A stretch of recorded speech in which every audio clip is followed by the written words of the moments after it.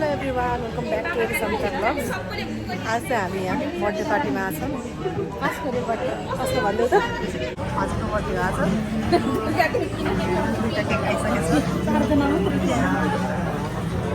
birthday girl किन म त देख्दैन हेलो